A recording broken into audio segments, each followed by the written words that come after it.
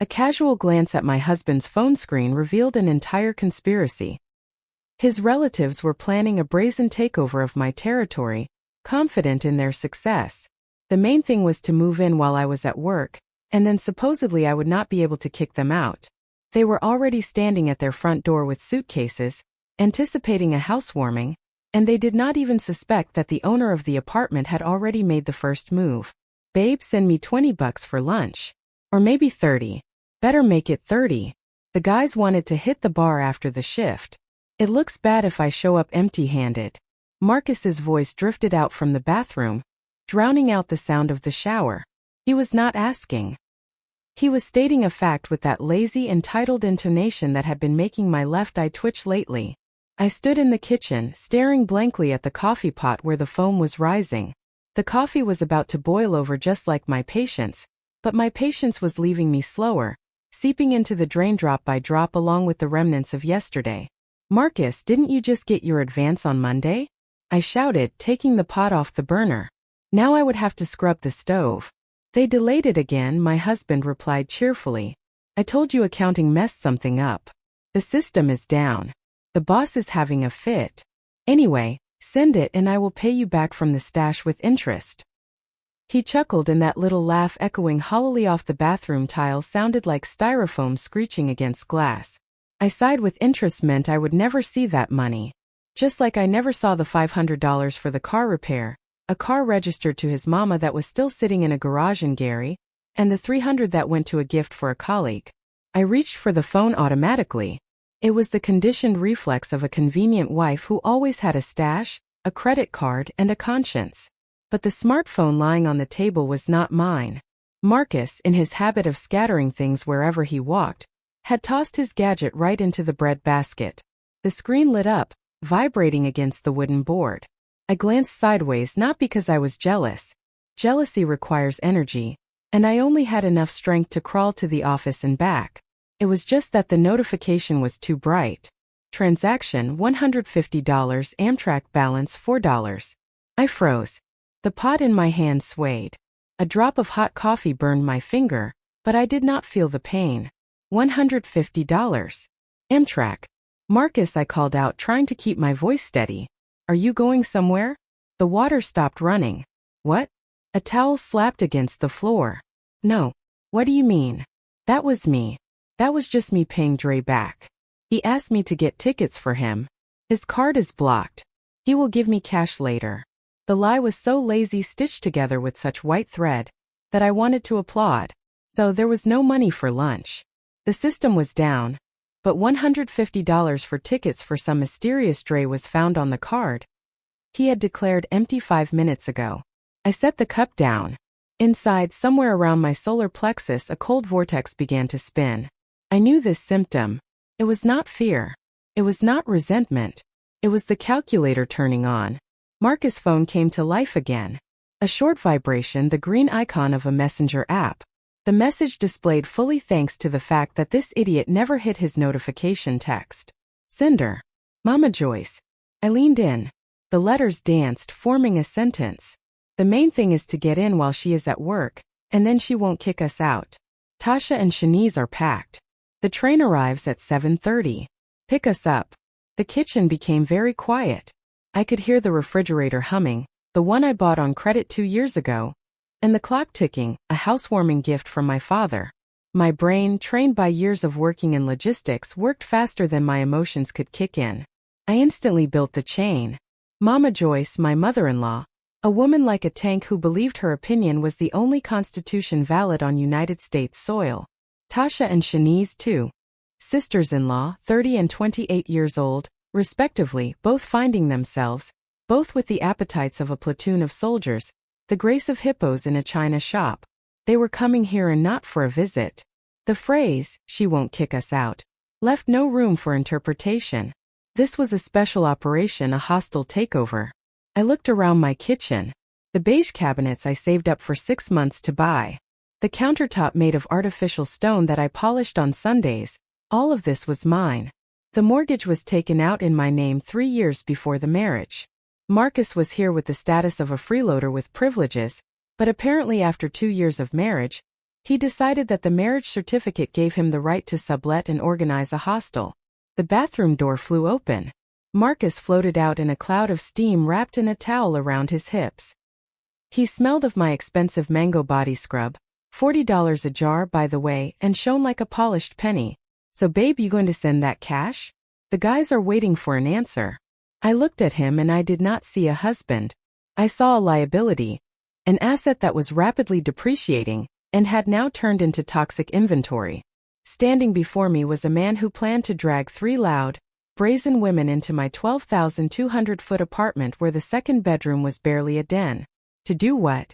Live like a commune? Sleep on the floor? A memory from a year ago surfaced. Mama Joyce's first visit. Kesha, baby. Who puts up wallpaper like this? It's like a coffin, not a room. You need something cheerful here with flowers and take down these drapes. It's like a crypt. Back then I politely stayed silent. Marcus nodded along with his mama. Yeah, Kesha, it is a little gloomy now. They were coming to repaper the walls and reshape my life. Marcus, I smiled. The smile came out crooked, but my husband did not notice, busy drying his ears with my face towel. Of course I will send it. Let me just check my payroll account. Something is wrong with the app. Oh, come on. You are the best. He pecked me on the cheek, leaving a wet mark. Kesha, I'm going to be late today. You know, football. I'll be back late. Football Union Station. The train from Gary arrives at 7:30. Great. I nodded, turning to the window so he would not see my eyes. In them right now, pure distilled rage was splashing. I will be late too. We have the annual report. The boss is going beast mode. I might even sleep at the office if we don't finish. Marcus froze for a second, pulling on a sock. At the office? A spark of joy flashed in his voice. Like for the whole night? Well, yeah.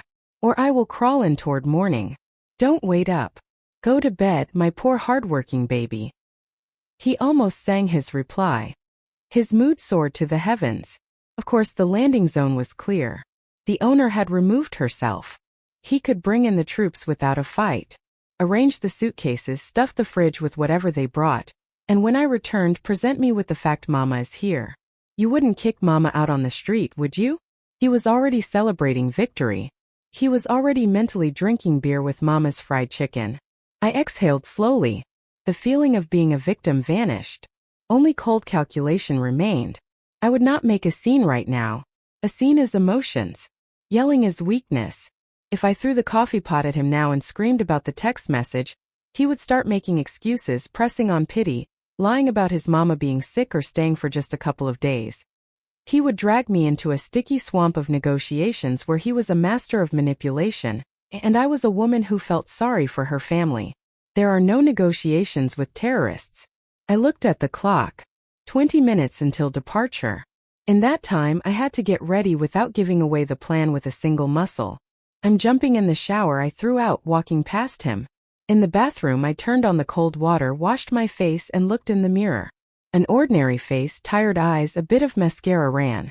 You are a fool, Kesha, I told my reflection. You spent 2 years feeding a parasite who has now decided to eat you whole. But there were no tears. The place for tears was taken by greed. Healthy, angry greed of an owner. For what reason? For what reason should I tolerate strangers in a house I pay $2,000 a month for, denying myself a vacation? Why should I listen to Tasha's snoring and Mama Joyce's advice? Why should I, the owner, feel like a guest? Hell no, I said quietly. Not a penny to the enemy. I stepped out of the bathroom already dressed, sharp suit, usual hair. Marcus was in the kitchen finishing a sandwich with the last of the turkey. Listen, he chewed, dropping crumbs on the floor. If you are going to be late, maybe I should call Mama, have her come tidy up, cook dinner so you don't get tired. Testing the waters, preparing an alibi. I wanted to do something nice, a surprise. Don't. I cut him off, fastening my bag. I will handle it myself. And anyway, the place is a mess. I would be ashamed to invite Mama. Don't you dare. I deliberately forbade it, knowing his nature. Marcus loved to do things out of spite, especially if it was presented as Mama knows best. Now, he would definitely bring them, confident that he was performing an act of filial heroism and male independence. Okay. He raised his hands, surrendering. Devils danced in his eyes. Got to run. I'm late. Did you send the money? Sending it now. I opened the banking app. But instead of transferring to my husband, I quickly transferred all funds from the savings account where a part of my salary and his pathetic crumbs went to my secret account at another bank. The card linked to my husband's phone was a duplicate of my main one. I could change the limit on it in one click. Transaction limit $1. Done. Internet is lagging. I lied, looking into my husband's honest eyes. I will get to work. Use the Wi-Fi and send it. Can you wait an hour? Oh, come on, babe. He whined petulantly. I'm going to starve. You'll lose weight. It's good for you. Come on. We have to go. We walked out of the building together. The morning was gray, typically Chicago, smelling of wet asphalt and exhaust fumes. Miss Ada from the first floor was smoking by the entrance, the eternal guardian of the courtyard, knowing the tenant's schedule better than the precinct captain. Good morning, Missa. Marcus greeted radiantly. He generally loved to play the role of the ideal neighbor for the public. Hello, Marcus. Hello, Kesha baby. The neighbor creaked, sweeping them with a keen gaze. Off to honest labor. Yep. Earning our bread and butter, Marcus winked. I stayed silent. I looked at the windows of my apartment on the third floor. Dark windows, still my fortress. In 12 hours, if I did nothing, the lights would turn on, pots would rattle, and the space would fill with the smell of cheap perfume and the fumes of their invasion. I almost physically felt dirty suitcases scratching my hardwood floors. All right, I'm running to the train. Marcus pecked the air near me, trying not to mess up his own style. Waiting for the transfer. Love you. He marched briskly toward the station with the bouncy walk of a man convinced that life had finally worked out. In his pocket lay the phone where Mama, Tasha, and Shanice were already sending kissy face stickers and discussing the dinner menu. I stood for a minute watching his back. My gaze became heavy like a cast iron skillet. Love. Love ended exactly at the moment I saw that text message. Love is when you are cherished, but when you are considered a resource to be milked, that is livestock farming. And I did not plan on being a cow for slaughter. I turned sharply on my heels. The train was to the left. I went to the right. 2 blocks away, there was a 24-hour coffee shop with big tables and good internet. I didn't need to go to the office. I needed a headquarters. I needed to draft a plan. On the way, I took out my phone and dialed a number I hadn't used in a year. Hello, Trina. Hey, it's Kesha. Listen, you said you have a database of problem clients that nobody will rent to. Yeah, I need it urgently. No, not to kill anyone. Not yet. I need a crew. The toughest ones, preferably out off-towners. Yes, right today. I pay double commission if you find them before lunch. I entered the coffee shop and ordered a double espresso with no sugar. The taste of bitterness was necessary right now to keep my tone sharp. I opened my notebook. On the first page, I wrote in large letters, Operation Extermination. 1. Cut off funding done. 2. Secure legal cover. 3. Prepare the trap. 4. Watch them burn. I took a sip of coffee. Many women in my situation would start crying, calling their mom or throwing a tantrum and breaking dishes. But I was an accountant by calling and a pragmatist by life. Crying is not cost-effective. Seeking revenge at a loss to oneself is stupid. I needed to make sure Marcus didn't just leave. I needed him to leave while leaving me moral compensation, paid cleaning, and a sense of deep all-encompassing satisfaction. After all, he wanted to bring a family into the house himself. I would simply help him realize his dream of a big, loud company. Just the company would be a little different. The phone chimed. It was Trina, the realtor. I got an option. A crew of iron workers from Detroit. 4 guys working on a high-rise downtown. Faces so hard you could hammer nails with them. Everyone turns them down. They're scared of them. They have money but they look scary. Take them. I smiled. For the first time all morning, this smile was sincere. Iron workers from Detroit versus Mama Joyce and her daughters. This would be a clash of titans. I'll take them, I typed quickly. Tell them to bring the truck. I closed my eyes for a second, imagining Marcus's face at the closed door. The day was just beginning, and this day promised to be very, very productive. I wasn't going to give up a single inch of my territory. War was declared, and I intended to win it by a landslide. More coffee? The waiter asked, passing by. Yes, I nodded. And the most expensive dessert? I am celebrating the start of a new life today. I leaned back in the chair, watching through the window as the city woke up, rushed, bustled.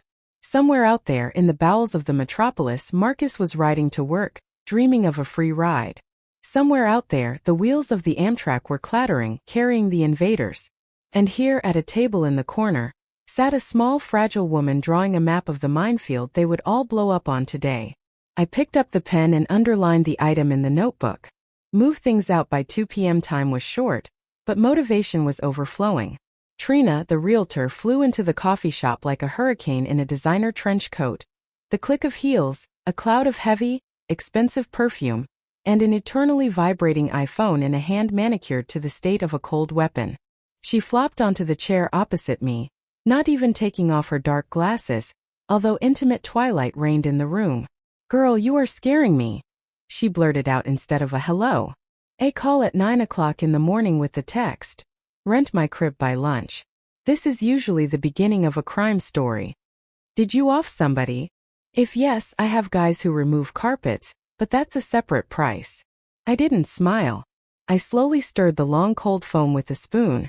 Inside me right now, it wasn't the emotional center working, but a cold business plan charted in Excel. "Nobody yet," I answered calmly. "But the situation, Trina, is close to an emergency. I need a human shield." "A shield?" Trina slid her glasses down her nose, revealing professionally cynical eyes. "Okay, let's stick to facts. Your 2-bedroom near the Loop? Renovated, appliances, train nearby. Market price is $2,000 plus utilities. Quick, 1,800. But you ask for problem tenants. Why do you want a headache for your own money? I don't need hipsters with pugs or college girls." I took an envelope with copies of the apartment documents out of my purse. "I need people who are feared. Understand? I need a crew. The exact one you were whining about last week. The ones nobody rents to because they look like characters from The Wire only on steroids." Trina whistled. "The Detroit crew. Big Mike and his team. Kesha, are you out of your mind? These are tough men. They work on skyscraper assembly. They come home, eat half a hog, sleep and leave again. They smell of welding and grease. Neighbors cross themselves when they get in the elevator." "Perfect." I nodded. "Can they pay?" "More than enough. Cash is burning a hole in their pockets. They just have nowhere to live because landlords want decent looking folks with harmless habits. And these guys have mugs you could crack walnuts on. But they are clean, by the way. Big Mike has a thing about military order. Call them." I dropped shortly. "Are you sure?" Trina hesitated. "What happened?" "Marcus." The husband's name sounded like a diagnosis of an unpleasant but curable disease. "Marcus decided to open a branch of the Gary shelter on my territory. Tonight a squad is moving in. I need the apartment to smell of male sweat, boot polish, and absolute authority by 7 o'clock p.m. so that no mother-in-law in the world would have the desire to step over that threshold." Trina was silent for a second, digesting the information. Then her lips stretched into a predatory grin. She loved stories like this. Payment upfront for 2 months plus deposit. You take the commission from them. I dictated the terms. I hand over keys at 3 o'clock. Furniture and appliances stay in the apartment. My personal things I will move out now. The ex-husband's things, let's say, will be prepared for transport. Trina was already dialing. "Hello, Mr. Michaels." "Yeah, Trina calling." "Rejoice, Fellis. I found you an option. Royal Palace, landlady is gold, but there is a nuance. No, don't get scared. No dead bodies. Just need to move in today. Right now. Yes. Get the money ready." I finished the cold coffee in one gulp. The first point of the plan was executed. The flywheel was launched. Now I had to manage to clear the territory before that flywheel crushed my own sentimentality. The apartment met me with silence and the smell of dust. Strange. I hadn't noticed this smell before. But now, looking at the hallway through the eyes of a stranger, I saw everything. Marcus' dirty sneakers lying in the middle of the mat, his jacket thrown on the ottoman, and a layer of dust on the mirror he promised to wipe a week ago. I didn't bother changing into home clothes. I took off my blazer, rolled up the sleeves of my blouse, and took a roll of black heavy-duty trash bags from the pantry. 30-gallon ones, thick, reliable, exactly what was needed to store the illusions of family life. I started with the bedroom, acting methodically without hysterics. Opened his side of the closet. Shirts, jeans, sweaters, everything flew into the bag in a single lump. I didn't fold things neatly. Why? Marcus never appreciated my neatness. He called it nagging. Well, now he would learn what true chaos was. Gamepad from the console into the bag. Collection of beer mugs he proudly displayed on the shelf, gathering dust. Into the bag, one mug with the inscription, "Best Husband," accidentally slipped from my hands and shattered into pieces. I didn't even wheeze. The broom swept the glass into the same plastic coffin. In the process of packing, I stumbled upon an old shoebox shoved into the deepest part of the closet shelf behind the winter comforters. Marcus called this place the black hole, and I almost never looked in there. I pulled the box toward me. Heavy. Inside lay some wires, old chargers, a broken hard drive, and a thick bundle wrapped in blue electrical tape. I frowned. My heart skipped a beat. Drugs, weapons. Lord, who was I living with? I picked at the edge of the tape with a fingernail, yanked it. From the bundle poured $100 bills, green, crisp, smelling of mint and deception. I sat right on the floor among scattered socks and t-shirts and counted. $3,000. Blood pulsed in my head. Babe, send me 20 for lunch. We don't have enough for a vacation. Let's stay at Mama's this year. My car broke down. Need repairs. Transfer 500. Paycheck got delayed. All this time. All this damn time. While I skimped on makeup, while I took overtime, while I scraped money together for quality groceries. This man was stockpiling cash in a box from winter boots, rat-holing, stealing from the family budget, creating his own personal wealth fund while simultaneously draining my accounts. The last drops of pity, if they remained somewhere at the bottom of my soul, evaporated instantly like rubbing alcohol on a hot skillet. This wasn't just money. These were my stolen hours of life, my purchases that never happened, my nerves. I stood up and carefully put the bills into my purse. Thanks for the compensation, Marcus, I said aloud. My voice was dry and raspy.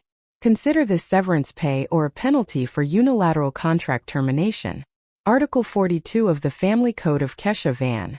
In case of detection of gross financial fraud, all assets are annulled in favor of the injured party. Now I worked faster. Rage gave me strength. In an hour, the apartment was transformed. All signs of a man's presence vanished. Toothbrush, razor, boxers, stupid posters, headphones. Everything was packed into 4 huge black bags. I tied the necks tightly, leaving only small tails for gripping. I dragged the bags into the shared vestibule by the trash chute and dumped them in a pile. It looked monumental, a monument to human greed made of polyethylene. The doorbell rang. I looked through the peephole. On the landing stood a guy in blue coveralls with a toolkit. The locksmith. I opened up. "Ma'am, you put in a request?" He asked briskly, looking over the mountain of bags. "Moving out." "Eviction," I corrected. "Need to change the cylinder, preferably to something that doesn't open with a bobby pin and 5 sets of keys." The master nodded and turned on the drill. The sound of the biting into metal seemed like music to me. It was the sound of severing the past. The old lock, which Marcus once lubricated with engine oil, staining the door, fell onto the floor with a clang. Putting in a good mechanism, high security, the locksmith muttered, screwing in a new shiny core. "You can't get in here without an angle grinder."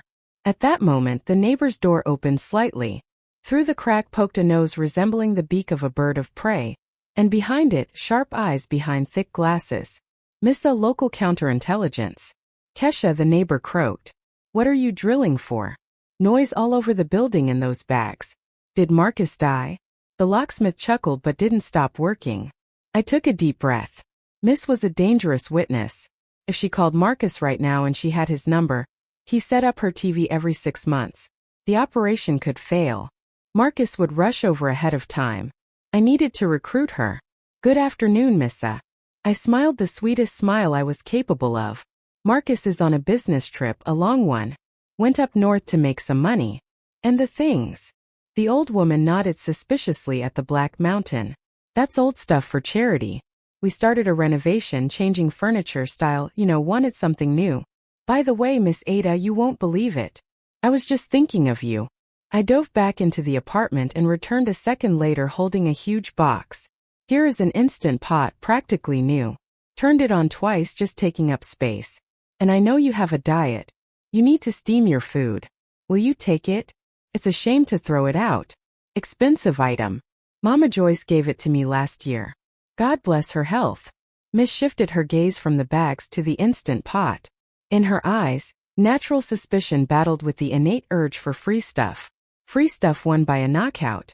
You don't say. An instant pot. That's the one that cooks porridge by itself and soup and stew. Take it, Miss Ada. Instructions are inside. The old woman floated out from behind the door, grabbing the box with tenacious hands. The weight of the appliance pleasantly pulled at her arms. Oh, thank you, Kesha. Oh, you blessed me. I've been using pots and pans. And Marcus, you said, went north. North? I confirmed firmly, paying the locksmith. And he won't. Be back soon. So if you see unfamiliar men, don't be scared. Those are his colleagues helping with the renovation. Got it. Got it. Miss nodded, clutching the trophy to her chest. Life happens. Colleagues are fine as long as they aren't drug addicts. The neighbor disappeared into her burrow. The door slammed. Locks clicked. Ally bought. The price of the question was a useless gadget that only took up space. An economically profitable deal. I felt like a grand strategist. The locksmith handed me a ring of new keys. They were heavy, cool, and sharp.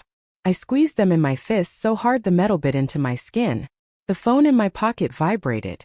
On the screen appeared a photo of my husband, a stupid selfie face with his tongue sticking out. Time 3:45 p.m. Control call. I exhaled, relaxed my facial muscles, changed my posture. I needed to sound convincing, not like a woman who just packed all her husband's junk into garbage bags, but like a tired office mouse. Yeah, Marcus, I answered in a tired, slightly raspy voice. Hey, babe. His voice oozed syrup. So, how was that report? Moving along. He was checking if I was definitely at the office, if the path was clear. Oh, don't ask. I leaned my back against the new door, examining the empty hallway. Total disaster. The CFO is going crazy, recalculating the balance for 3 quarters. I didn't even go for lunch. Head is splitting. My poor baby. In Marcus' voice rang poorly concealed jubilation. Listen, don't work yourself to death. Maybe come home. I miss you. Lies poured out of him like water from a leaky hose. I miss you meant I need to know the exact arrival time to hide Mama's bags in the closet and pretend they just stopped by for tea. No, Marcus, no way, I said firmly. Boss said until we balance it, nobody leaves. Security has been warned. I probably won't be back until after 10, maybe midnight. You eat without me. Okay. Well, okay. He pretended to be upset. What should I buy for dinner? I'm at the store. He wasn't at the store. He was standing on a platform or riding in a cab to the station. Order a pizza, I offered generously. I left cash. It's on the nightstand in the hallway. $500. Get yourself some beer. Relax. You were tired too. It was a brilliant trap. There was no money on the nightstand naturally, but this phrase acted like anesthesia. It gave him confidence. Wife cares. Money is there. He just hasn't found it yet. Wife is far away. And for a long time. Love you. You're the best. He shouted into the receiver. Then I will wait for you at home. I'll make you a surprise. A surprise? Yeah. 300 pounds of relatives. By kisses. I pressed end call. My face turned to stone. He didn't even ask how I was feeling. He was only interested in my absence and access to resources. I looked around the apartment one last time. Empty shelves, bare walls. I took down our joint photos. This space no longer looked like a home. It was a hotel room before a change of guests or a training ground. At 4 p.m. the intercom rang. I picked up the handset. Ma'am, it's Big Mike. We're downstairs. Box truck coming up. Come on up, I said. 4th floor, elevator works. Door is open. 2 minutes later, reality burst into the hallway. Reality smelled of tobacco, harsh male sweat, and the cold of the street. There were 4 of them, all as if selected, shaped like cabinets in worn denim jackets and work boots. At the head stood a man of about 50, stocky, with a face like a baked potato and hands like shovels. Big Mike. He glanced around the hallway, noticed the laminate, the light wallpaper. Boots off, fellas. He barked so loud the chandelier tinkled. Clean as a pharmacy in here. Anyone leaves a mark, I personally ripped their ears off. The other three silent, gloomy giants obediently began pulling off their boots. I noticed everyone's socks were clean. Trina didn't lie. Good afternoon. I stepped forward. There was no fear. On the contrary, for the first time all day I felt safe. Behind these backs you could hide a small army. Michael Johnson. That's me, the foreman rumbled, extending a hand. I shook. The palm was hard as sandpaper, but the handshake was respectful without condescension. Apartment, huh? Let's do the inspection. Please come in. I led them through the rooms. Big Mike clicked his tongue, assessing the quality of the renovation. Apparently professional deformation, checked faucets, flipped switches. Got a balcony? Asked one of the bears. Loia, smoking only out there? I said strictly. I left an ashtray. No smoke detectors. Got it. The law, nodded Big Mike. We aren't beasts. We returned to the kitchen. Big Mike took a thick envelope out of his inside pocket. Here is everything for 2 months plus deposit. Count it. I didn't even open the envelope. I trust you. You look more serious than my bank. Big Mike grinned into his mustache. He liked this little woman. Concrete. No snot. Lease is right here. Signed on my end. Filled in your passport data. The foreman signed with a flourish. The key moment arrived. I put the ring of new keys on the table. Big Mike. I looked him straight in the eyes. There is one nuance. I warned you through the realtor about the ex-husband who thinks he has rights. Big Mike frowned, knitting bushy eyebrows. We don't want problems if he is registered here or an owner. Not registered, not an owner. Zero rights, I enunciated clearly. But he thinks otherwise. He thinks he lives here. And tonight he will try to enter not alone, but with a support group. The three bears behind the foreman exchanged glances. One cracked his knuckles. And what do we do with him? Asked Big Mike. Call the cops. That is at your discretion, I shrugged. Legally, you are tenants. You have a lease. Your dwelling is inviolable. If a strange man breaks in and causes a scene, you have the right to protect your peace. I only ask, do not let him inside under any pretext. His things are standing outside the door. If he asks, give him the bags and tell him the rental is closed. Big Mike slowly spread into a smile. It was the smile of a crocodile who had been offered a delicacy. Ma'am, did I understand correctly? We just need to explain to the citizen that he has the wrong address. Clearly, extremely clearly, but no felonies, I clarified. Bruises allowed, broken bones undesirable, psychological trauma welcomed. We know how to do that, came a bass voice from the largest of the workers, who had been silent until then. Our boy Tank here can write poems with swear words very clearly. That is wonderful. I picked up my bag with my money and Marcus. The apartment is yours. Make yourselves at home. Fridge is empty but delivery works. I went to the exit, stopped at the threshold. Oh yes. If a woman starts screaming, that is his mama.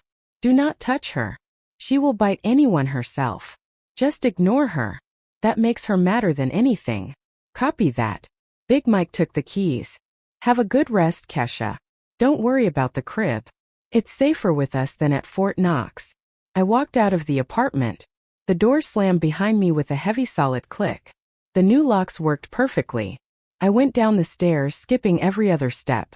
The lightness I felt was intoxicating. Outside, twilight was already gathering. Chicago was lighting up, turning the gray slush into neon reflections. I took out my phone, opened the taxi app. Uber Black. Destination: the Shore Hotel, 40 out. Trip costs $120. Funny money. I got into the black Mercedes that pulled up, smelling of expensive leather. Smooth Jazz FM, please. I asked the driver. Of course. The car moved smoothly. I leaned my head back on the headrest and closed my eyes. Right now, in these minutes, the train was approaching the platform. Right now, Mama Joyce was fixing her hair. Tasha and Shanice were applying lipstick, preparing to conquer the city. Right now, Marcus, looking nervously at his watch, was running to buy flowers with Dre's money, apparently to meet Mommy. I imagined the picture. Imagined them loading into a taxi, dreaming of a hot shower and a soft bed. Marcus anticipating the role of the master of life. Run, mice, run, I thought, looking at the passing lights of the highway. The mousetrap is already set, and the cheese in it is the best. Imported from Detroit. I opened my online banking, selected my husband's card, the duplicate one. Block card. Reason for blocking. Lost. Confirm. Yes. Now he was left without communication, without money, and without a home. The game had moved into the end game, and I intended to enjoy every move. Maybe turn it up? The driver asked, seeing my smile. No, I answered. I want to listen to the silence before the storm. The 4-burner induction stove, which I wiped down with special lotion on Tuesdays and Fridays, for the first time in its life, knew real rough violence. On it sizzled a huge battered cast iron skillet brought by Big Mike in a gym bag. In the skillet, drowning in oil, potatoes cut into large, uneven chunks were turning golden, mixed with bacon and onions. The smells in the apartment changed instantly. The subtle aroma of the lemongrass and vanilla diffuser was ruthlessly strangled by the heavy, dense spirit of fried food, cheap Old Spice cologne, and tobacco smoke, which, despite prohibitions, but according to the laws of physics, drifted in from the balcony. Big Mike sat at the elegant white table, having spread a newspaper under his elbows so as not to, God forbid, leave grease spots. Opposite him dined the bears, Tank, Donnie, and a silent giant named Tiny. They ate silently, quickly, and focused like people used to a lunch break ending in a sudden emergency. Nice place, sure, rumbled Tiny, wiping his lips with a piece of bread. But flimsy chair squeaks under me, afraid to sneeze. Walls might fold. They won't fold. Big Mike neatly swept crumbs into his palm. Renovation is quality. Landlady is a strict, broad but sensible said. Don't let the husband in means we hold the defense. A deal is a deal. And if he comes with the cops, asked Donnie, the youngest with a tattoo on the edge of his hand. With what cops? Big Mike chuckled, pouring strong tea into mugs. Seen the lease? Stamp is there. Signatures are there. We are here on legal grounds. And this husband not hell if I know. But he ain't on the lease. Landlady warned us.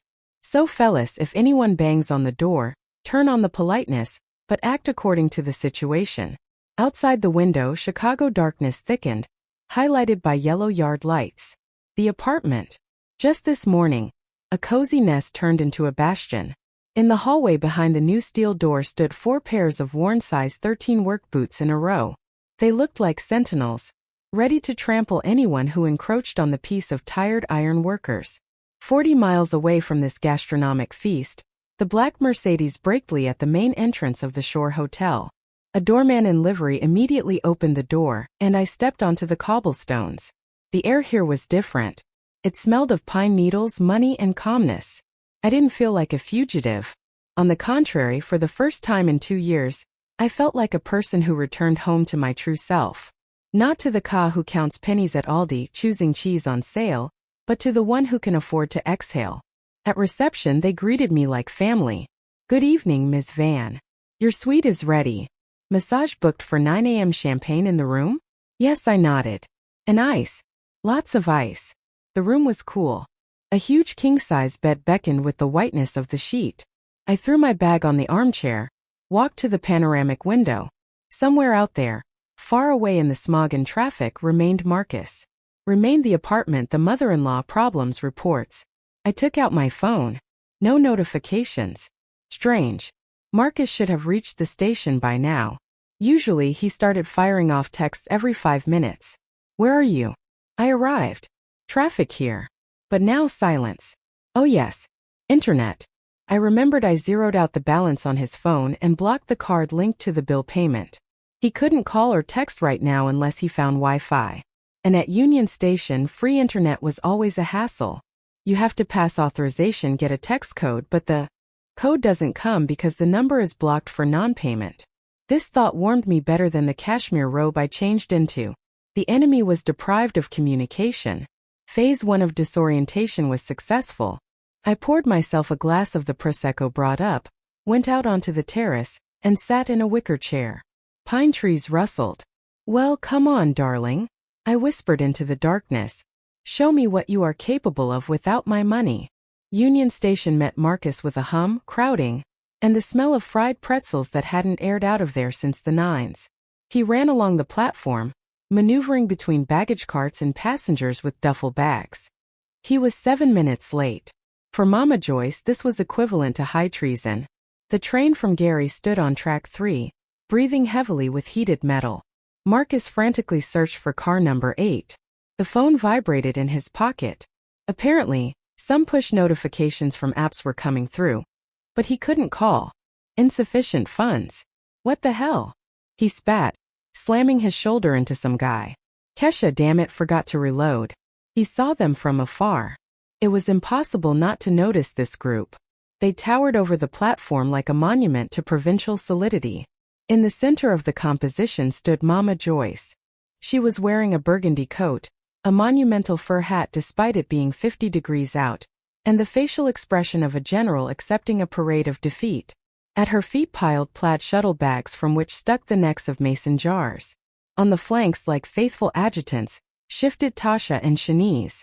Tasha, the older one, chewed gum and looked longingly at her phone. Shanice, the younger one, held a plastic container with something greasy and ate on the go. "Mama," shouted Marcus, pulling the smile of a successful chica going onto his face. "Mama, I'm here." Mama Joyce slowly turned her head. Her gaze scanned her son, noting the slightly wrinkled shirt and the lack of a bouquet. "Showed up," she proclaimed. Her voice drowned out the announcer, declaring boarding. "We have been standing here for 10 minutes. We almost got snatched. Why aren't you picking up the phone?" "I'm calling and calling." "Mama, signal is glitchy subway," Marcus lied, running up and pecking his mother on a cold, powdered cheek. "Traffic is hell, you understand? Chicago. Chicago." Tasha mimicked. "Why didn't you bring the car? How are we going to haul these bags on our backs? You said you'd meet us with the car." Marcus hesitated about the fact that the car had been rotting in a garage for 3 years because he had no money to fix the transmission. He hadn't reported to his sisters. In their version of reality, he was a successful manager with a foreign car. "Kesha took the car. She has an urgent call-out reporting she drove to the office and you gave it to her." Mama Joyce's eyebrows flew up under the fur hat. "Gave the car to a woman and mother walks. Marcus, you are whipped. I always said, oh come on Mama. We'll call an Uber. Uber XL." He made a grand gesture, pulling out his phone. The taxi app opened. He entered the address. Trip cost $80. He pressed order. A second of waiting. The screen blinked red. Payment error. Insufficient funds on card. Please choose another payment method. Marcus broke into a cold sweat. How insufficient? The credit card was linked there. Limit 5,000. He tried again. Card blocked by issuing bank. Kesha rang in his ears. She blocked the card. But why? Maybe a glitch. Maybe scammers tried to withdraw and the bank put a block. "Well," urged Shanice, licking her finger. "How long? I got to pee and I'm starving. These station pretzels are trash." "Hold on, girls. Hold on. App is freezing," muttered Marcus, feeling his shirt stick to his back. "Bad internet." He frantically went through options. Cash in pocket, 0. Personal card for dollars. Andre's card, who didn't exist. Also naturally 0. Salvation came in the form of a hustler twirling keys on his finger near the exit. Ride cheap downtown airports. Got a van. Hey man. Marcus rushed to him. We need to go to the south. Loop. How much? 80. The driver assessed the scale of luggage. Plus 10 for bags. 90 total. Let's go. Can I Venmo or Zelle? Cash only or Cash App if you got signal? Cash App. Marcus prayed the banking app would work via the station cafe Wi-Fi. He caught with the edge of a signal. He herded the family into an old Ford Transit smelling of cheap tobacco. He sat with the driver. Mama, hop in. We'll fly there with the breeze. While they drove, he frantically texted Kesha on Messenger. WTF, card blocked. Urgently send 100 to my Cash App. Need to pay cab. The message hung with one gray check mark. Not delivered. Damn, thought Marcus. Is she doing it on purpose or really no signal at the office in the back of the salon? A council of war was heating up? "So," broadcasted Mama Joyce, "Tasha and Shanice in the small room, me and Marcus in the big one on the sofa. And tell Kesha to put a cot in the kitchen. She has to get up early anyway." "Why are we in the small one?" whined Tasha. "Wi-Fi is bad in there. Let us have the big one. Let Kesha go to her mama's. Doesn't she have parents in the suburbs?" Not in the suburbs. In Peoria, stupid, corrected the mother. Far away. She'll tolerate it. Apartment is shared property. Husband has rights. Marcus, do you hear? Are you the master or what? Master Mama, of course, responded Marcus, looking at the meter, which didn't exist because they agreed on a flat rate. But fear ticked in his head. We'll sort it out. You guys just don't start a scene from the doorway. Kesha will be tired. Tired is she? Snorted Mama Joyce. From what? Sitting in an office shuffling papers. We sorted 10 bags of potatoes from the garden. And don't whine, but she is a princess. And that beige wallpaper like a hospital. First thing we repaper it. I brought good rolls. Gold embossing called Royal Flush. Marcus closed his eyes. Gold embossing. Kesha would kill him. Although if he presented her with the fact if Mama started pasting while Kesha wasn't there, it would be too late to tear it down. Main thing is to get in. He remembered Mama's text. Then we put down roots. The problem was different. How to pay the driver. The thought darted like a trapped rat. Borrow from Mama. Shameful. He is the provider, the city man. His sisters never have a dime. He decided. We arrive. Go up. I say I forgot my card at home. Bring out cash. There should be some in the stash at home. He remembered his hiding spot on the top shelf.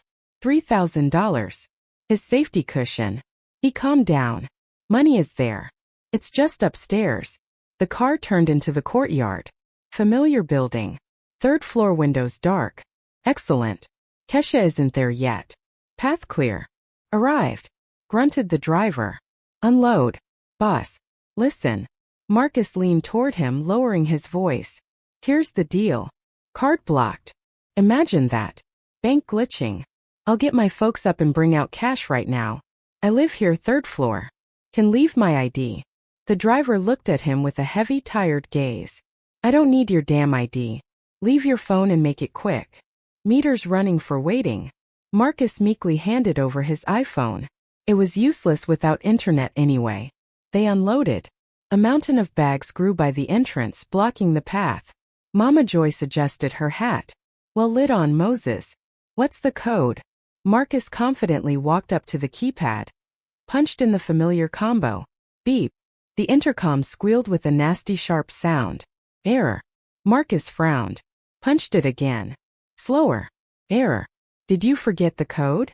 Asked Shanice slightly, putting a jar of pickles right on the asphalt. No, probably changed it. Management company is always messing around, Marcus mumbled. He dialed the apartment number 305. Call. Long rings went in the silence of the courtyard. They sounded like an alarm. Ring, another ring. Nobody picked up. Marcus knew nobody was home, but hoped the intercom would work as a key. It worked before. Get the keys out, Lord sighed. Mama Joyce. Why are you poking buttons? Marcus patted his pockets, took out a ring, put the fob to the reader. The intercom again squealed nastily and flashed a red LED. Didn't work. His fob demagnetized. Or did Kesha change access codes? Cold seeped under his jacket. Something isn't right, he muttered. At that moment, the door opened and a guy with a dog walked out. Hold it, barked Marcus, rushing to the door. He managed to stick his foot in. Thanks, bro. He smiled radiantly at the guy. The guy shied away from the loud crowd, pulling a frightened Spaniel with him. Inside quick before it closes, commanded Marcus. The caravan moved. Bags hit door frames. Jars clinked. Tasha swore, snagging her leggings on a suitcase. They tumbled into the lobby, smelling of dampness and hopelessness. Elevator, Shanice, hold the elevator. They loaded into the cab in 2 trips. Marcus went last with the heaviest bag, which held something monstrously heavy. Either potatoes or conscience. 3rd floor. Elevator doors slid apart. Marcus stepped onto the landing. It was quiet here. Too quiet. His gaze fell on the door of their apartment. Something changed. The door was the same or not? No, the paneling was the same.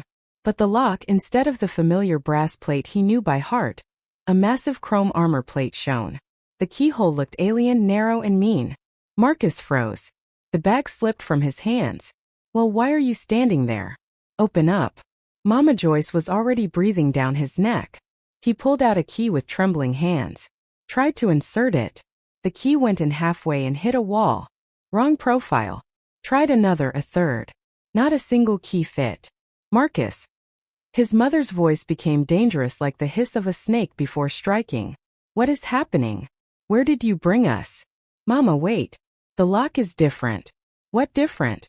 Are you drunk? Is this your apartment? Mine? Well, I mean ours. Kesha probably changed it. Maybe it broke. He pressed the doorbell. A trill rang out across the floor. Behind the door. Movement was heard. Heavy steps. Not the light tread of Kesha, but the steps of a commander. The floor creaked. Someone is home. Rejoice, Tasha. Kesha is back. Open up. Guests are here. Marcus started pounding his fist on the door. Panic was covering him head to toe. The driver is waiting downstairs. No money. Keys don't fit. Mother is looking at him like he's an idiot. Kesha, he yelled. Kesha, open up. It's me. Stop playing around. I know you are in there. The lock clicked. The sound was heavy, oily. That's how safe open. The lock turned once, twice, 3 times. The door slowly, impressively crept outward. Marcus exhaled in relief and stepped forward, preparing to blast Kesha with a stream of indignation. Well, finally. Why aren't you answering? The word stuck in his throat. Standing in the doorway was not fragile Kesha in a silk robe. Filling the entire doorway was Big Mike. He was in a tank top revealing hairy shoulders and plaid boxers. In one hand, he held a half-eaten chicken wing. In the other, a TV remote. Behind his back, the corridor was visible, empty, without the usual rug, without the mirror. Deep inside the apartment, shadows of more huge men flickered. Big Mike slowly chewed the chicken, examining the Miley crew on the staircase with interest. His gaze lingered on Mama Joyce's fur hat, then slid over the bags and stopped on Marcus's white face. Evening, he rumbled calmly in a bass that vibrated the glass in the stairwell. What's the noise, youngsters? People are resting. Mama Joyce opened her mouth and for the first time in her life found nothing to say. Shanice dropped the container of food. Tasha stopped chewing. Marcus stood there, feeling the ground leaving from under his feet. Inside the apartment, it smelled of fried grease and a strange life. A smell hit his nose that he couldn't confuse with anything. The smell of a male dorm. Where is Kesha? Squeaked Marcus, his voice cracking. Big Mike crunched cartilage and that sound rang out like a shot. What Kesha? No Kesha here. Crew lives here. High steel workers. He leaned his shoulder against the jamb, demonstratively flexing a bicep. And who are you, Chief? And what do you need from our door? Behind Big Mike's back rose tank. He simply stood and looked at Marcus from top down like a paver looks at a crack in the road. I am the husband, babbled Marcus. Husband? Asked Big Mike, pretending to be surprised. Whose husband? Mine. I don't think we're married, buddy. Tank laughed. The laugh sounded like a rockfall. Marcus realized the blitzkrieg plan had failed. The siege began, for which he was catastrophically unprepared. And behind him, Mama Joyce was already starting to boil, whose anger was scarier than any iron worker. Who are you people? Screeched the mother, regaining the gift of speech. What are you doing in my daughter-in-law's apartment? I will call the police right now. Big Mike yawned lazily. Call them, Mama. Call the SWAT team for all I care. Leases in hand, rent is paid. But what you forgot here? Interesting question. He stepped forward, looming over Marcus. By the way, Chief, over by the trash chute there are black bags sitting there. Yours, they say. Take them or they stink. Not polite to litter in the hallway. Marcus shifted his gaze to the corner of the landing. There in a pile of trash lay his entire past life. 4 black bags. From one, the sleeve of his favorite hoodie stuck out forlornly. The air on the staircase thickened, becoming dense as jelly. In this space mixed 4 incompatible aromas, the sharp smell of Mama Joyce's perfume, the sour spirit of station sweat, heavy male fumes from the apartment, and the thin but distinct smell of impending catastrophe. Big Mike stood in the doorway, an indestructible cliff. His tank top seemed like body armor, and the chicken bone in his hand looked more dangerous than a pistol. Behind his back, in the depth of the corridor, loomed the broad shadows of the other workers, silent guardians of someone else's peace. Why the silence? Big Mike lazily cracked a knuckle. I asked a question. Who are you? With what purpose are you breaking into private property? Mama Joyce, until this moment, convinced that the world revolved around her desires, faltered for the first time. She took a breath to deliver the usual tirade about respect for a mother and a son's rights, but stumbled upon the foreman's gaze. In his eyes, faded from welding light and life experience, read absolute reinforced concrete indifference to her status. He didn't give a damn. We are relatives, squealed Tasha, peeking from behind her brother's shoulder. This is our brother's apartment, Marcus. Tell them. Marcus opened his mouth, but no sound came out. His brain, overloaded with stress and lack of money, refused to process the image. Instead of a wife, hairy men. Instead of dinner, the smell of fried bacon he wouldn't get. Instead of a sofa, the prospect of sleeping on a rug. Brothers. Big Mike slowly shifted his gaze to Marcus, who pressed against the wall. But the landlady said. X said he has zero rights. Only gets on nerves. Got documents, order of ownership, lease. I live here. Finally squeezed out Marcus. His voice broke into falsetto. We are married. I have things in there. Things. Big Mike perked up. He took a step back, not removing his foot from the threshold so the door wouldn't slam, and nodded toward the trash chute. Ah, so that's your junk souring in the bags. Well then everything adds up. Landlady, golden woman, neat warned us. Mike ex-husband's things I packed. Put them out so they don't be an eyesore. We didn't touch them. Take what's yours. But inside not allowed. Sanitary zone. We have a regime. What regime? Who are you? Mama Joyce finally found her voice. Her face went red in spots. The fur hat slid to the side. I'm calling the police right now. You will all be jailed. Bandits. Squatters. Big Mike didn't even blink. He calmly reached into the back pocket of his wide, knee-stretched sweatpants, took out a sheet of paper folded in four, and unfolded it in front of the mother-in-law's nose. Calling police is a civil right. No objection. Only here is the paper. Residential lease agreement. Signature of Kesha Van. Signature is mine. Money paid up front. Taxes I understand will also be paid. We mama aren't bandits. We are tenants, honest laborers, building your bright future downtown. But you right now are disturbing public order and violating the sanctity of the home. That's a statute, by the way. He spoke calmly, weightily, like a retired prosecutor. Tank behind his back chuckled approvingly. In the driver's pocket downstairs, the meter was ticking. But then from below, from the echoing well of the stairwell, came a yell that was scarier than any SWAT team. Hey, royalty! The driver's voice, amplified by the acoustics of the entrance, thundered like a Jericho trumpet. Did you die up there? Bring the cash or I'm coming up myself and the meter goes double. 110 already. Marcus went white. He felt like a small animal cornered, where on one side are Detroit iron workers, on the other an enraged hustler, and in the middle his own mother who is about to start calculating losses. Marcus. Mama. Joyce turned to her son with her whole body and jars in the bags clinked a funeral toll.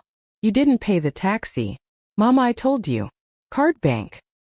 He babbled, wiping sticky sweat from his forehead. I thought stash at home and hear these guys. You have no money? Asked Shanice quietly in a terrible whisper. She put the container with cutlets right on the dirty floor. You brought us to Chicago in a cab and you have no money. They're on the top shelf. Marcus waved his hand toward the open door behind which the hallway shone like inaccessible paradise. There is a box. I have $3,000 there. Mike, man, let me in for a minute. I'll just grab the box from the closet. Big Mike shook his head. No, Chief can't let you. A deal is a deal. Landlady said not a step inside. And about the box. He scratched the back of his head with the chicken wing. When we checked the shelves, it was empty, clean, sterile. Apparently, Ms. Van cleaned up before renting. Major cleanup. Marcus' knees buckled. Kesha found the stash. She knew. She knew everything. All his stabilization fund, which he had been rat-holing for 2 years, vanished. She didn't just kick him out. She cleaned him out. Legally clean. Morally cruel. From below came the stomp of heavy steps. The driver was coming up. He clearly wasn't in the mood for long negotiations. Mama. Marcus grabbed Mama Joyce by the sleeve of her coat. Mama, give me $100. I'll pay you back tomorrow. I'll pay you back. Please, Mama, or he's going to beat me up. Mama Joyce looked at him the way one looks at sour milk, with disgust and deep disappointment. She silently unzipped her purse, took out a worn wallet, counted out 520s. She always carried cash, not trusting that internet nonsense, and threw them in her son's face. Here, disgrace. I won't tell your father.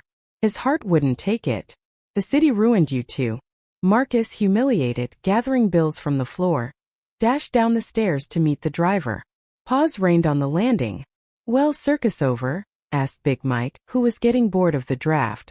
Closing the doors, or will there be an encore? We aren't going anywhere, suddenly declared Tasha, hands on hips. We will stand here until Ka arrives. We have rights. We are guests. Stand, generously permitted the foreman. Just quietly, or we go to sleep. Shift at 6 a.m. If you make noise, I'll pour a bucket of cold water. Take note. He stepped back. The door, clanking heavy bolts, closed.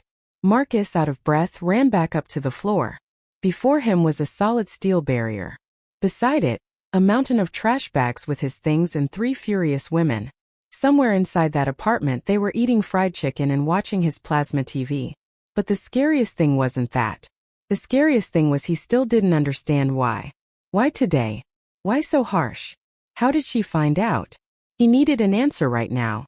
Marcus took out his phone. No network, no signal. Mama, give me your phone, he asked hollowly. Why?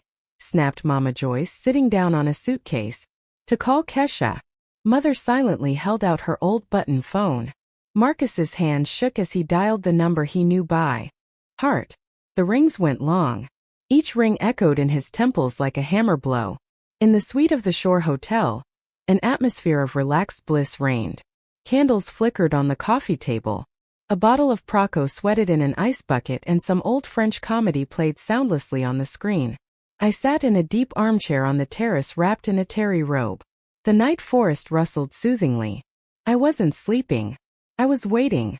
The phone lying face down on the table vibrated. Unknown number. But I knew who it was. Gary, area code. Mother-in-law's number. I slowly, savoring every movement, reached for the glass, took a sip of cold, prickly wine. Bubbles hit my nose pleasantly. Then I just as slowly picked up the phone. Hello. My voice sounded calm, even a little bored, like a person distracted from reading an interesting book. On the other end of the line, heavy, ragged breathing was audible, and some background noise, either wind or women sobbing. Honey. Marcus' voice trembled, jumped and broke, and it was a mixture of panic, complaint, and a pathetic attempt to regain control. Honey, some weird crap is happening here. Intercom won't open. Key doesn't fit. Where are you anyway? He was lying. I smiled in the dark. He was still trying to play by the old rules, pretending it was just a technical glitch, that there was no tragedy. What did he think I would say? Oh, sweetie, I forgot to tell you the code and everything would be fixed. He still took me for a fool. Marcus, is that you? I asked with feigned surprise. Me? Of course. Where are you? He could no longer hold back. Hysterics broke the dam. There are some guys here. They are in our apartment. They are eating in your kitchen. Mama is crying. We are standing in the hallway with bags. Do you understand what is happening? Where the hell are you? He yelled so loud I had to move the phone away from my ear. My smile widened. I imagined the picture, the hallway, the dim bulb, the stench of the trash chute, Mama Joyce on a suitcase with pickles, and Marcus spraying spit into his mama's phone receiver. I took a pause, theatrical, dramatic, let the silence hang between us for a few seconds, letting him feel the moment. Then I brought the phone to my lips and pronounced clearly, with deliberation, enjoying every sound. I'm on vacation, and pressed the end button. Screen went dark. With one movement of a finger, I sent the mother-in-law's number to the block list right where the husband's number went this morning. That's it. Finale. Marcus looked at the silenced phone as if it had turned into a venomous snake. What? Whispered Shanice.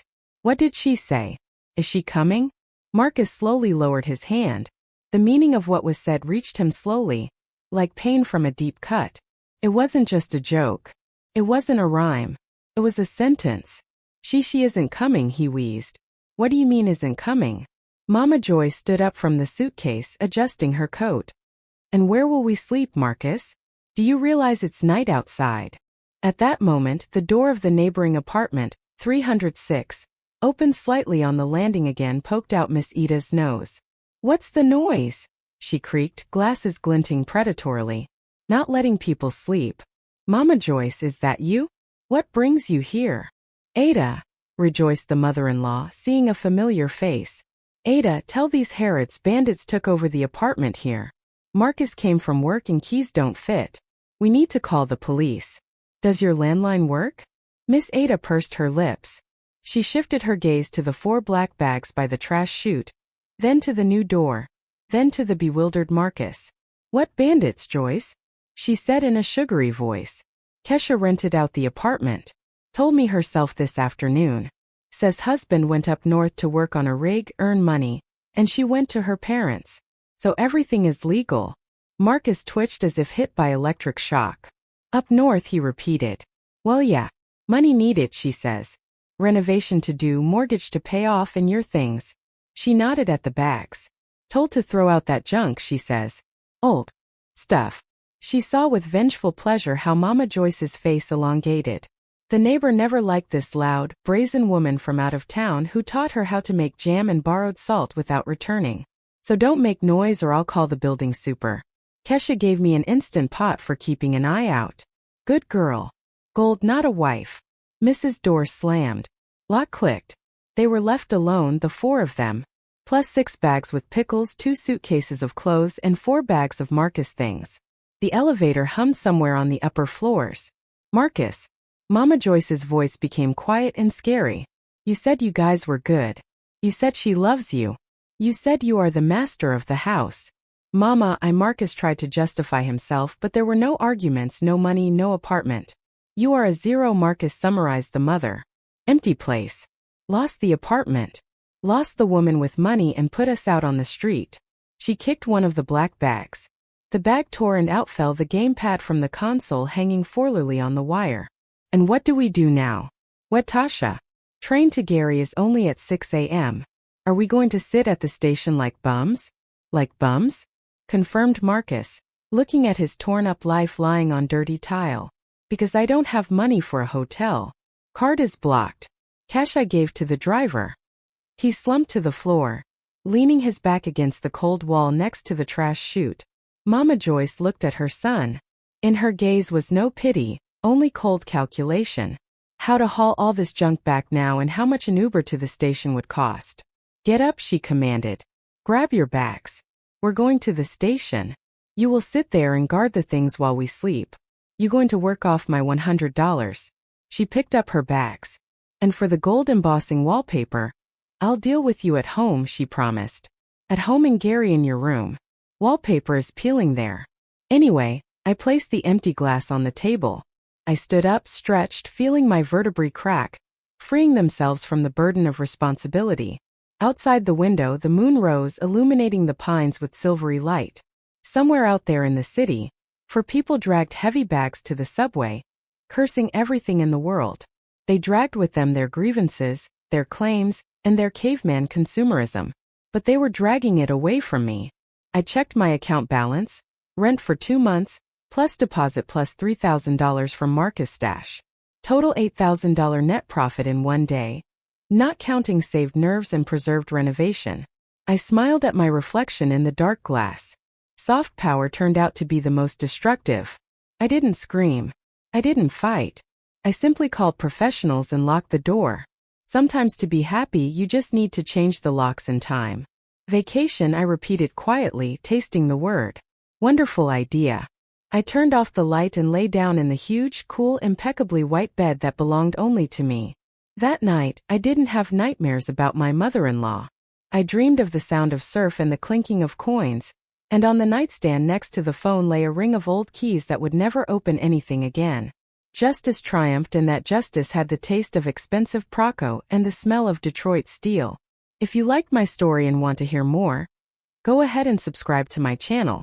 If you'd like to support me, you can do it through Super Thanks. It would mean a lot. In the comments, tell me which city you're watching from and what time it is so I can see how far my story reaches. I've added 2 more life stories on the screen just for you. Click one now and let's keep spending time together. Much love.